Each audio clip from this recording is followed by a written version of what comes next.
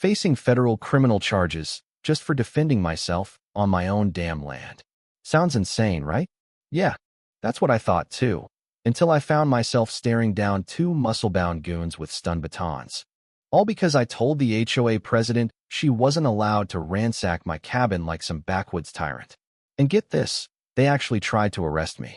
I didn't just walk away from that little showdown. I walked away tall. They crawled. 3 months ago, I thought I'd found heaven. Fresh off a brutal divorce and with a decent buyout from my engineering firm, I went hunting for peace. No neighbors, no meetings, no ex-wife screaming about alimony, just quiet. I found it on 23 acres beside Crystal Lake, East Texas. A modest cabin, a private dock, and nothing but trees, fog, and freedom. Sandra, the real estate agent, smiled like she was selling me a slice of the afterlife. It's paradise, Derek, she said. She wasn't wrong. Not at first. Every morning felt like a movie. I'd sip my coffee on the porch. Mist rolling off the lake. Nothing but birdsong and the occasional splash of a fish breaking the surface. I'd train BJJ in the grass, feel the dirt under my feet. Finally breathing again after years of boardrooms and bitterness. Then I met Walter. He showed up with a casserole and a warning. 70 years old, court clerk retired. Face like a leather map. Walter had lived here long enough to know when peace was about to be disturbed. Son, he said, settling onto my porch like it was his. You need to watch out for Margaret Blackwood. Margaret ran the Crystal Lake HOA, or as Walter put it, her own personal kingdom. Used to be a prosecutor, lost her mom to a land scam. Now believes she's God's chosen sword against property neglect. Problem is, she defines neglect as anything not manicured with military precision. Walter warned me, but I didn't listen, not until she showed up the next day in a black SUV with two guys built like failed NFL tryouts. She was a woman of details, clipboard thicker than a phone book, hair pulled back like it was choking her brain, and that look, like she was already calculating what she'd do with my land once she got me off it. Mr. Walsh, she said, we're here about community compliance. I told her my property was exempt from the HOA, perpetual deed restriction from 1987. I showed her the papers. Her smile cracked, but didn't break. Environmental safety supersedes property lines, she said, as if she was quoting scripture. She spent the next 20 minutes measuring my grass height and dock distance like she was planning a drone strike. But that wasn't the part that spooked me. It was the way she looked at my cabin. Not with concern, with ownership, like it was already hers. That night, Walter brought whiskey and truth. She tried to buy your land 2 years ago. Old man Frank wouldn't sell. You weren't supposed to get this place. She thinks it belongs to her. 3 days later, I got an environmental compliance notice, signed by none other than Margaret herself, now self-appointed environmental compliance officer. My ranch was apparently an imminent threat to aquatic ecosystems. The report might as well have been written in Latin, but the point was clear. Get in line or get out. Now, I'm no stranger to paperwork. I've read enough engineering contracts to spot BS dressed up in legalese. So I went to the courthouse, met a sweet clerk named Patricia, and together we pulled the curtain back on Margaret's wizardry. Turns out, she helped write the law that gave her this power, lobbied it through with the help of her old law school buddy, State Rep James Harrison. You think that's bad? Just wait. At the next HOA meeting, held in a beige building so soul-sucking it could have doubled as a DMV, Margaret launched into a speech about ecological stewardship while staring straight at me. I stood up and asked what gave the HOA the right to enforce state-level law. The room went silent like I'd just farted at a funeral. She didn't answer. Not directly. Just quoted some county ordinance passed by Judge Harrison, her buddy, then moved on like I hadn't spoken. Outside, a man approached me, nervous, eyes darting. Said his name was Tom Bradley, local plumber. You're not the first, he said. Turns out, Margaret's been buying up lakefront property using shell companies. Crystal Lake Conservation Trust, Texas Environmental Solutions, all her. She already controlled 80% of the shoreline. My land. Last piece on the board. That's when I hired Emma Rodriguez. Emma was an environmental scientist from Austin. Sharp tongue, sharper data.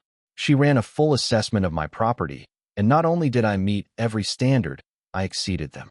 Native plants. Zero runoff, sustainable dock. Her report shredded every violation Margaret threw at me. But Emma didn't stop there. She found carbon copy complaints filed in other Texas lake communities. Same phrases, same timelines, same tactics. Margaret had a playbook, and she'd run it before. Then Emma looked into Margaret's compliance officers. Travis Morgan and Bobby Hayes weren't just goons. They were trained in psychological intimidation, with official badges that suggested authority they didn't have. They'd been bullying folks like me for years, stopping just short of illegal, but making life unbearable. And Travis? He'd been recording everything. Not for Margaret, for insurance. A digital trail in case things went south. Walter found proof. Travis was building his own escape hatch. Then came the bombshell. Emma discovered something that made me feel like the floor dropped out from under me. Agent Timothy Thompson, the FBI agent now investigating me for federal environmental crimes, was Margaret Blackwood's younger brother. Yeah, you heard that right. She filed a fake report. He followed up with a federal investigation, and just like that, I was facing 10 years in prison for swimming in my own damn lake. Emma found patterns, cases where Thompson's investigations led to property seizures, sold cheap to developers tied to Margaret's shell companies. It was a family business. Harass, intimidate, confiscate, profit. The final straw came when Margaret, flanked by Travis, Bobby, and a uniformed officer, who I later learned wasn't even local law, showed up with a document threatening immediate federal seizure. But this time, I wasn't alone. Walter showed up with a recording of everything. And Travis, perhaps seeing the writing on the wall, didn't say a word. Just stood there pale, like he knew the tapes he'd made were about to come back and bite them all. The uniformed man stepped back. Margaret's smirk faded. She left without a word. That night, I sat on my porch, whiskey in hand, phone buzzing again with a final escalation notice. But I didn't feel fear. I felt resolve, because this wasn't just about land anymore. It was about standing up to the kind of people who wrap greed in green paper and call it virtue. And here's where I leave it to you. What do you think? Is it right for someone to weaponize environmental law for profit? Should protecting nature mean crushing individual rights? Or is this just another game where the powerful write the rules and hope no one fights back? Let me know in the comments. I'm ready to fight. Are you? I thought once they backed off, it'd be over. I mean, what else could they possibly throw at me after feds, fake officers, a rigged report, and a neighborhood dictator with a law degree? But man, I underestimated how deep this thing ran. It wasn't just Margaret or her brother or the HOA. It was a whole damn machine. And once I refused to play along, they stopped hiding the knives. 3 days after Margaret's little eviction party flopped on my front lawn, I got a letter, not certified, not formal, just plain envelope in my mailbox with no stamp. Inside, a single line typed in bold. Leave now. Last warning. No name. No return address. Just that. It felt personal. Less legal, more mafia. Walter, bless his crazy old soul, told me.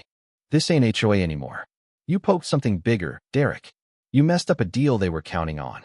Apparently, 2 years ago, a multi-million-dollar developer named Valor Properties had filed 3 separate proposals to turn Crystal Lake into a sustainable luxury eco-village. All denied. You know why? Because Frank, the man who sold me the land, refused to sell. He was the last vote needed. And now that land was mine. So what did they do? They tried to get rid of me. Here's where things went sideways, in the worst way. I came home one night from the local bar, just a couple beers and some wings with Walter, nothing wild. I pull up the gravel drive and I know something's off. The porch light's on, but I never leave that on. And Buster, my old hound, he's barking like the devils in the cabin. I open the door, and someone had gone through my entire place. Drawers dumped, couch cushions slit open, hard drives missing. Not stolen, targeted.